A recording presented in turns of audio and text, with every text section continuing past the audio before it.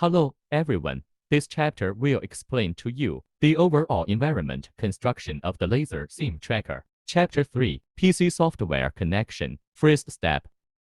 Open the computer firewall interface. Turn off the following four options of firewall and network protection. Refer to the interface settings in the screen. The second step is to set the computer IP. Open Network Settings. Select Ethernet. Click on Change Adapter options. Select Ethernet. Click Properties. Select IPv4. Change computer IP. The default IP of the sensor is 192.168.2.3. You can set different network segments on the PC side. Refer to the following settings 192.168.2.2. After setting, click OK.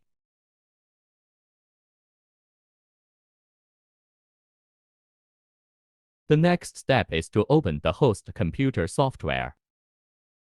After opening, you can see the frame number and connection status as connected.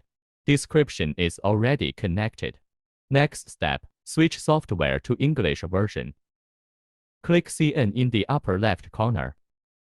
Select EN. Click OK. Restart the software after making changes.